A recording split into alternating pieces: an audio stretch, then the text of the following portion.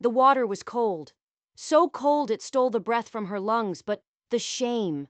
The shame was a fire burning her from the inside out. She huddled in the reeds, the sharp green leaves scraping against her skin, her black hair fanned out across the surface of the lake like spilled ink. On the shore, three men laughed, their voices bouncing across the water, ugly and sharp. They held the pieces of her dress high in the air, like a trophy. "Swim for it, Apache girl," one of them yelled, his voice thick with hate. He threw her torn sash into the dust, and the others howled with laughter. She pressed herself deeper into the water, her teeth chattering, but not from the cold. It was fury, pure, white-hot fury. And that's when she saw him, a lone rider on the hill, silhouetted against the sun. A cowboy, his shadow stretching long and dark as he reined his horse to a stop at the edge of the shore. Her heart hammered against her ribs.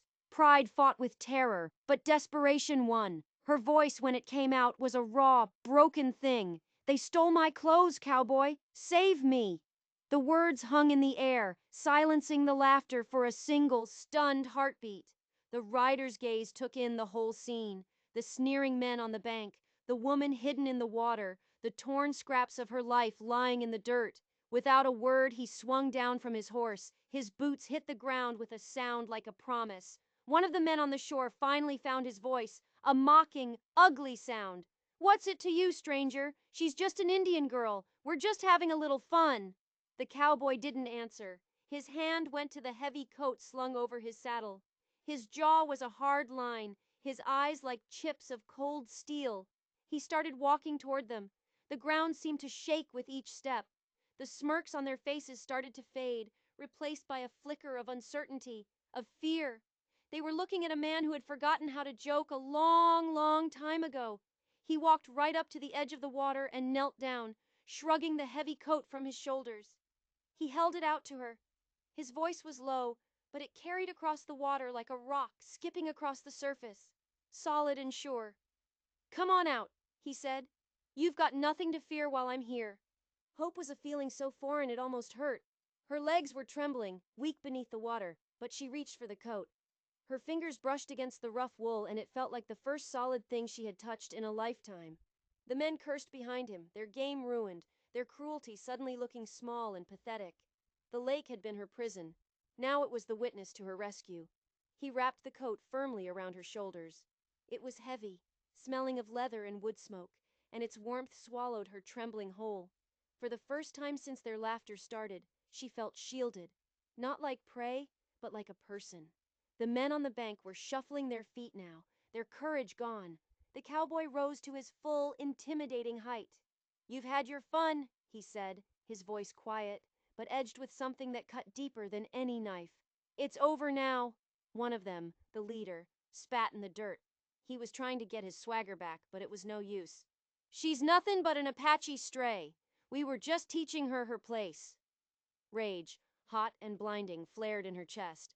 But before she could find the words, the cowboy's hand dropped, settling on the worn handle of the revolver at his hip. He didn't draw it. He didn't have to. His gaze was locked on them, so cold and so final that the very air seemed to turn to ice. "Her place," the cowboy said, each word dropping like a stone into a deep well, "is not for you to decide." The ringleader tried to laugh, but the sound died in his throat. "You'd fight us? For a squaw?" The cowboy's eyes narrowed. His voice was barely a whisper, a sound the wind almost stole away. But they heard it. Every single one of them. "I don't fight over women," he said, the words ringing like forged iron. "I fight for them." The words hit her harder than the icy water. Her knees almost buckled under the weight of his coat, the trembling in her chest changing from fear to something else entirely. Something raw and deep and powerful. The men looked at each other, the challenge hanging in the air between them, thick and heavy. None of them moved. Finally, the leader threw the last scrap of her dress into the dirt. "Keep your prize, cowboy!" he spat, his voice full of false bravado. "She won't thank you for long." They scrambled for their horses, their cruelty collapsing into cowardice. They rode off in a cloud of dust and failure, leaving behind only the ugly echo of their laughter. She stood on the shore, clutching the coat, her mind reeling. She wanted to thank him, but the words wouldn't come. His actions had already spoken louder than she ever could. Her legs shook as she finally stepped out of the water, the heavy coat clinging to her damp skin. The men were gone, but their humiliation was a ghost that still lingered in the air. She couldn't stand the thought of walking across the sharp rocks, barefoot and exposed. But the cowboy was there. He stood steady beside her, his horse waiting patiently, as if it understood. "Come on," he said softly, and he held out his hand. Every instinct she had screamed at her not to trust anyone, but her trembling fingers found his calloused palm. He lifted her onto the saddle, as if she weighed nothing at all, settling her in front of him. The coat fell around her, covering everything, hiding the last of her shame. She whispered it to the wind, to herself, more than to him. "You don't even know me!" He mounted up behind her, his arms a steady presence as he took the reins. His voice was calm and sure, and it wrapped around her like the coat. "I know enough." The horse started forward, its hooves crunching on the stone, carrying them away from the lake and up a winding trail into the deep, quiet shadows of the pines. The coat smelled of a life she couldn't imagine, of trail dust and campfire smoke, of leather and steel. It was the smell of him. She clutched it at her throat, trying to still the shivers that had nothing to do with the cold. It was the fire of being seen, truly seen in her lowest moment and not being judged. "Why?" she asked, the word torn from her throat. "Why risk yourself?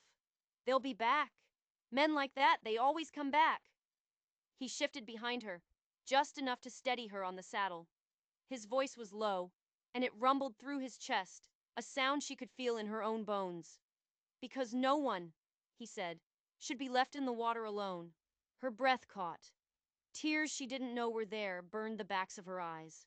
She turned her face away, toward the dark trees, not wanting him to see how his simple kindness had broken through a wall that cruelty never could. The trail opened up ahead, revealing a small cabin tucked against the hillside. A thin wisp of smoke curled from its chimney. Her chest tightened. She didn't know if this man was a savior, or a stranger, or something else entirely. She only knew that he had been there when no one else was, and she was terrified of what that might mean. The cabin was small, but it was solid, built to stand against the wind. When he pushed the door open, the smell of cedar and old fires drifted out, a warmth that felt like a forgotten memory. She stood on the threshold, her bare feet aching, the coat her only armor. He just stepped aside. He didn't push. He didn't command. He waited for her to choose. The room inside was lit by the soft orange glow of a hearth. Embers pulsed in the darkness. Rough-hewn shelves held tin cups and sacks of flour. It was a simple place, a place that matched the man. She took a shaky breath and stepped inside. The floorboards creaked. For the first time since the morning began, the air around her felt safe. She wasn't sure she could trust it. He set his hat on a peg by the door and knelt by the fire, stirring the embers back to life. Sparks danced up into the chimney, painting flickering shadows on the walls. "Sit," he said. It wasn't an order. It was an invitation. She sank onto a bench near the hearth, the heavy coat sliding from her shoulders, her hands twisted in the fabric, her knuckles white. "They wanted more than my clothes," she whispered to the fire. "They wanted to take my name, to make me into nothing." He looked up at her then, his eyes catching the firelight. His voice was as steady and unyielding as the mountains outside. "A name isn't something they can take." She bowed her head, a sob catching in her throat. The only sounds in the small cabin were the crackle of the fire and the ragged sound of her breathing. He stood up and took a thick wool blanket from the bed. He didn't touch her, just laid it on the bench beside her, a simple gesture that felt as powerful as his stand by the lake. "Rest," he said. "You'll need your strength. They'll be back." Her head snapped up, fear a cold knot in her stomach. "You really think they'll come back?" A muscle jumped in his jaw. The firelight caught a thin, white scar on his cheek she hadn't noticed before. "Cruelty like that doesn't just go away on its own," he said, his voice a low murmur. "It has to be answered." Her fingers tightened on the coat. Dread warred with a strange, new feeling. The unspoken promise in his words that, whatever answer was coming, she wouldn't have to face it alone. But then he added something else, his eyes dark with a certainty that chilled her to the bone. "Those men," he said, staring into the flames. "They weren't just passing through. They weren't just drunks. They follow orders." Her pulse started to hammer against her ribs. "Orders?" she whispered. "Whose orders?" He finally turned from the fire to look at her, and in the shadows that danced across his face, she saw a weariness that went bone deep. "Jared Claiborne," he said, "the sheriff's son. He thinks this whole valley belongs to him, and everyone in it." The name hit her like a physical blow. She knew that name. Everyone did. The Claibornes were the law in this valley, a law they wrote with money and blood. Panic seized her. She scrambled to her feet, her voice breaking. "Then I'm lost. If it's his will, they'll hunt me. They'll hunt me until I crawl back to that lake and beg them to finish it." Her knees gave out. But he was there before she could fall. His hands caught her arms, his grip firm, holding her upright. "You are not lost," he said, his voice sharp, his eyes blazing with a sudden fierce light. "Not while I'm still breathing." She stared at him, her breath coming in ragged gasps. The terror in her chest was so real she could taste it. "Why? Why would you stand against a man like that? For me?" Tears were streaming down her face now, hot and unstoppable. His jaw tightened. He seemed to be wrestling with a ghost only he could see. When he finally spoke, his voice was raw with a pain that was old and deep. "Because I've seen what happens when good men stay silent." He let go of her arms, stepping back. The silence in the cabin stretched thin, full of unspoken things. Then he delivered the final, devastating blow. "My wife," he said, his voice cracking on the word. "She paid the price for that silence with her life." The breath left her body in a rush. She saw it then. He wasn't some untouchable hero. He was a man haunted by the same kind of shadows that chased her. A man who had lost everything. The coat on her shoulders suddenly felt heavier. It wasn't a shield against shame anymore. It was a link, a thread of shared sorrow that was already weaving their two broken lives together. And she knew in that gut-wrenching moment that neither of them could ever walk away. But there was a twist she couldn't possibly see coming. The coat she was wearing, it wasn't just a coat. It had belonged to his wife, and stitched into the lining, hidden from the world, was a secret. A secret the Claibornes had killed for once, and would gladly kill for again. The doors of the saloon burst open with a crash, spilling dust and angry voices into the smoky room. The laughter died. 3 men stood there, their shapes dark against the afternoon light. It was them, the men from the lake. The cowboy's hand shot out, gripping her arm where she sat beside him at a small table in the corner. Her heart leapt into her throat. "There she is!" one of them yelled, his voice slurring with cheap whiskey. "The little lake girl who needed a hero!" A few nervous chuckles rippled through the room. Men shifted in their chairs, their eyes hungry for a spectacle. She clutched the heavy coat around her shoulders, the shame washing over her all over again. "Please," she whispered, her voice cracking. "Not here, not in front of all these people." He didn't answer. He just rose to his feet, slow and deliberate. The sound of his chair scraping against the floorboards was unnaturally loud in the sudden silence. Every eye in the saloon was on him. His hand rested on the table, palm down. Steady. "That's enough," he said. His voice was low, but it cut through the room like shattered glass. The tallest of the 3, the one who had seemed to be the leader, sneered and took a step forward. His pistol was loose in its holster. "Sheriff's son says she's fair game, and what Jared Claiborne says is law around here." Before the man could finish his sentence, the cowboy moved. He stepped away from the table, placing himself squarely between her and them. He was a wall of muscle and quiet rage. "The law you follow," he growled, "is rot. And I don't bow to rot." A collective gasp went through the room. This was more than a saloon scuffle. This was rebellion. His hand hovered over his own revolver, ready but not threatening. A promise of violence, not a threat of it. "You go back and you tell Jared Claiborne," the cowboy said, his voice like the rumble of distant thunder. "If he wants to break her, he's going to have to break me first." The words landed with the force of a gunshot. Even the gamblers in the back froze, their cards forgotten. Her breath hitched. No one had ever defended her, not like this, not with such absolute certainty. In the shadow of his defiance, a dangerous seed of hope began to sprout in the barren ground of her heart. The three men hesitated. They were bullies, not fighters. And the man in front of them looked like he had been forged in fires they couldn't even imagine. They cursed, backing away toward the door, their retreat clumsy and full of hate. Claiborne will hear about this, one of them snarled. And then they were gone. The saloon was quiet, but it was a heavy, ringing silence. The only sound was the sob that finally broke from her lips. She understood now. This wasn't just her fight anymore. He had made it his, and the stakes had just gotten so much higher. But something else happened that no one expected. As the doors swung shut, another figure stepped inside. A man with a silver star pinned to his chest. It was Sheriff Claiborne himself, Jared's father. He wasn't looking at the men who had just left. He was looking straight at the cowboy, and his eyes were full of a cold, chilling recognition. You? The sheriff said, his voice hard as iron. I thought I told you to never show your face in this valley again. Her blood ran cold. This wasn't a random encounter. These men knew each other. The cowboy and the sheriff. Their story didn't start today at the lake. It started a long time ago, with a gunshot, and a woman lying dead in the dust. His wife. The cowboy didn't flinch. He didn't move an inch from his spot in front of her. He just stared back at the sheriff, and the air between them crackled with years of unspoken hate. Things change, Claiborne, the cowboy said, his voice low and dangerous. The sheriff's eyes flickered to her, huddled at the table, clutching the coat. A flicker of something. Was it understanding? Or disgust?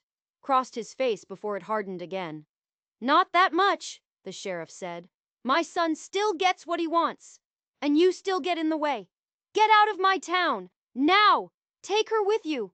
I don't want the trouble. It wasn't a suggestion. It was a threat. The law itself was telling them to run. The room was suffocatingly silent. Everyone was watching, waiting to see what the stranger would do. He had stood up to the thugs. But could he stand up to the lawman? She tugged on his sleeve, her hand trembling.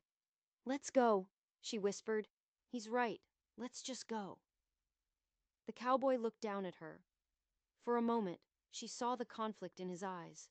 The urge to protect her by running versus the need to stay and fight the demons of his past. He turned back to the sheriff. We're not going anywhere, he said. And with that, he sealed their fate. Later that night, back in the quiet safety of the cabin, the full weight of what had happened crashed down on her. They won't stop, she whispered, her voice shaking. Men like Claiborne, they don't forget. They don't forgive. He will hunt me until there is nothing left. He was cleaning his revolver by the firelight, the metallic clicks the only sound in the room. He didn't look up. Then don't kneel, he said simply. Not for him, not for anyone. A sob tore from her throat, bitter and sharp. You don't understand. If I stay, you'll be dragged into this. You'll lose everything, again. His hands stilled. He finally looked at her, the firelight catching the old scar on his cheek, the deep pain in his eyes. I already lost everything that mattered once, he said, his voice like gravel. I won't let it happen again. Not while I have a choice. She shook her head, pressing her hand to her chest. But I'm not a gift. I'm ruin. Anyone who stands with me is doomed. He stood up then and walked over to her. He didn't touch her. He just stood there, a solid presence in the flickering darkness. Then leave, he said softly. If you truly believe that, the trail is open. You can walk away right now. I won't stop you. The words hit her like a punch. It wasn't the trap she expected. It wasn't a chain. It was a choice. Tears blurred her vision. The freedom he offered was more terrifying than any threat Claiborne could make. For the first time, she had to decide. Was she the victim from the lake, the woman who runs? Or was she something more? As she looked at him, standing there, willing to let her go, she finally understood. The coat she was wearing wasn't just wool and thread. It was a symbol. It was the choice he had made at the lake. And now she had to make hers. But she had a secret. A reason why she couldn't run. A reason why Jared Claiborne wanted her silenced so badly. It had nothing to do with cruelty. and everything to do with a little leather-bound book hidden deep in the woods.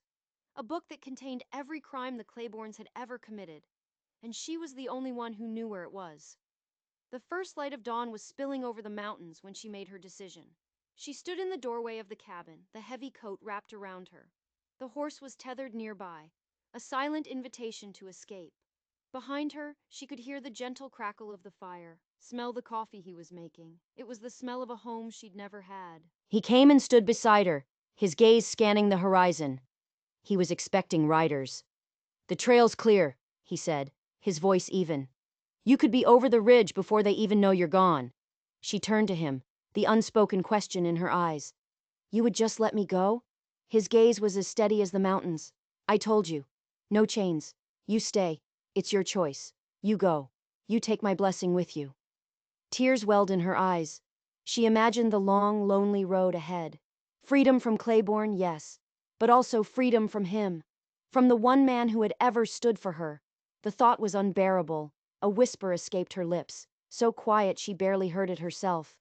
"I don't want to be alone again." His hand came to rest on her back, the warmth seeping through the coat, steadying her. "Then don't be," he said. And just like that, the choice was made. The fear was still there, a cold knot in her stomach. But for the first time, it wasn't in charge. She was. Just as the sun crested the ridge, a voice boomed from the yard, dripping with venom. "So this is where you've been hiding her." Jared Claiborne. He wasn't alone. A dozen riders fanned out behind him, a half moon of dust and malice. They were trapped. The cowboy moved instantly, stepping out onto the porch, placing his body between her and them. Claiborne sat on his horse, a cruel smile on his face. "You think you can keep what's mine, old man? She belongs to this town's laughter. You can't wash that shame off her with a borrowed coat." Her breath hitched, but the cowboy's voice cut through the morning air, sharp and clear. "She doesn't belong to laughter. She belongs to herself." Claiborne laughed, a grating, ugly sound. He swung down from his horse, his hand resting on the butt of his gun. "Step aside, or I'll put you in the ground and take her anyway." Fear, cold and sharp, lanced through her. But then she heard the cowboy's voice, calm and unwavering. "Draw if you have to, Jared," he said, his eyes like steel. "But if you lay one hand on her, you'll die before you hit the ground." The world went silent. The only sound was the wind whispering through the pines. Her tears burned, but they weren't tears of shame anymore. They were tears of awe. He had taken her burden and made it his fortress.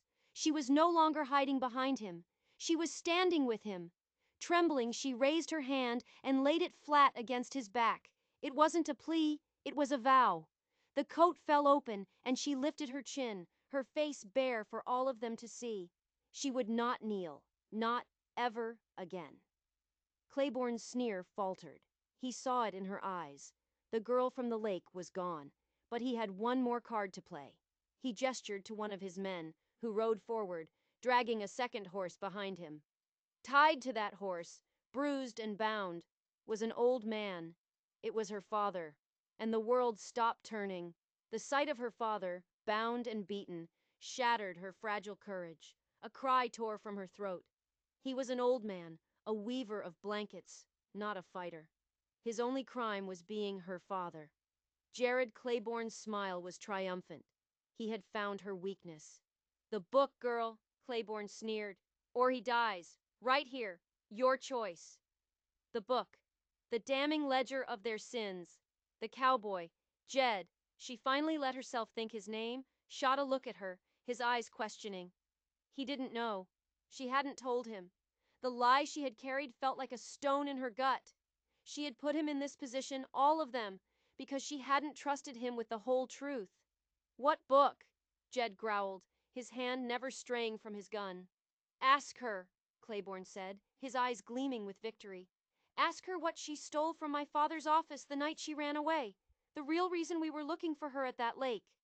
It was a lie wrapped in a truth. She hadn't stolen it. Her father had been the sheriff's bookkeeper for years. He had been the one to slowly, painstakingly copy every dirty deal, every bribe, every murder, into a secret ledger. When he realized the Claibornes were about to dispose of him, he had given her the book and told her to run. They had caught him, and now they were using him to get the book back. "Don't do it, Nita!" her father cried out, his voice hoarse. Don't give it to them! Nita. Her name. Spoken aloud, it felt like a reclamation. She looked at Jed, her eyes pleading for him to understand. There's a ledger, she said, her voice a choked whisper. It has everything. Proof of everything they've done. I hid it. A muscle in Jed's jaw twitched. He had been fighting for a woman. Now he realized he was fighting for a witness. For justice. But the price was an old man's life. Where is it? Claiborne demanded, growing impatient. He pulled his pistol and pressed it to her father's head. Nita's heart stopped. She couldn't let him die. She couldn't. It's in the old church, she lied, her mind racing, trying to buy time. In the bell tower. Claiborne's eyes narrowed. He didn't believe her. You're lying. No, she said, trying to keep her voice steady. It's there. Let him go, and I'll take you there myself. Jed's hand rested on her arm, a silent warning. Don't go with them. It's a trap. But what choice did she have? Then, the unexpected happened. From the trees behind Claiborne's men, a voice rang out sharp and commanding. That's far enough, Jared. Everyone froze. Sheriff Claiborne stepped out of the woods, a rifle in his hands. But he wasn't aiming it at Jed or Nita. He was aiming it squarely at his own son. The tension in the yard snapped, jaws dropped. Claiborne's own men looked at their sheriff in stunned disbelief. Jared stared at his father, his face a mask of fury and betrayal. What are you doing? He spat. Are you crazy? Putting an end to this, Sheriff Claiborne said, his voice weary, etched with a pain that seemed ancient. I've covered for you, boy, cleaned up your messes, buried your mistakes. I did it because you're my blood, but this is too far. His eyes found Jed's, and in them was a flicker of something that looked like shame. Your wife! That was Jared's mistake. A drunken rage. I covered it up. I told everyone it was a stray bullet from a robbery. I sent you away, Jed, to keep the secret buried. Jed went rigid, his knuckles turning white. The truth he had hunted for years was being laid bare in the morning sun. It wasn't random. It was them. It had always been them. And now you want to kill this old man? The sheriff continued, his voice rising. In front of a dozen witnesses? For a book that proves what a monster I raised? No, not anymore. The bleeding stops today. Jared's face twisted into an ugly snarl. He was a cornered animal. You're weak, old man, he hissed. He shoved Nita's father to the ground and swung his pistol around, aiming not at Jed, but at his own father. But he never got the shot off. Jed's gun was already drawn. A single shot echoed through the valley. Jared cried out, his pistol clattering to the dirt as he clutched his wounded shoulder. It was over. Claiborne's men, seeing their leader fall and the sheriff against them, threw down their guns. They were hired muscle, not loyal soldiers. The sheriff walked forward, his face like stone, and kicked his son's gun away. He looked at Jed, then at Nita, and then at her father, who was struggling to his feet. The book, the sheriff said, his voice flat. It's time everything came into the light. Nita didn't move. She looked at Jed, whose face was a storm of grief and rage and a terrible, hard-won victory. She walked over to the hearth inside the cabin, reached deep into the chimney, and pulled out a loose stone. Behind it, wrapped in oilcloth, was the ledger. It had never been in the church. It had been here, safe, the whole time. She walked back outside and handed it to the sheriff. He took it without a word. He looked at his son, bleeding in the dirt, at the woman his son had tormented, and at the man whose life they had shattered. There, in the yard of a lonely cabin, the law finally came to the valley. Not with a bang, but with the heavy, terrible weight of truth. The coat Jed had given her felt less like a shield now, and more like a promise of the dawn that was finally breaking. The days that followed were a whirlwind. The ledger was a key that unlocked every dark secret in the valley.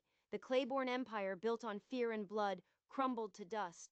Sheriff Claiborne, a broken man, turned in his badge after testifying against his own son.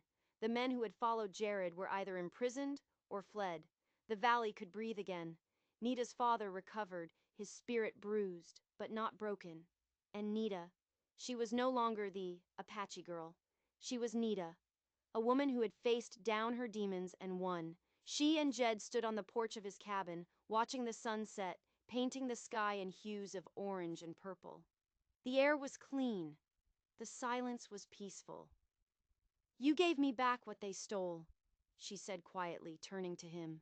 He looked at her, and the ghost of a smile touched his lips, reaching his eyes for the first time. No, he said, his voice soft. You were carrying it all along.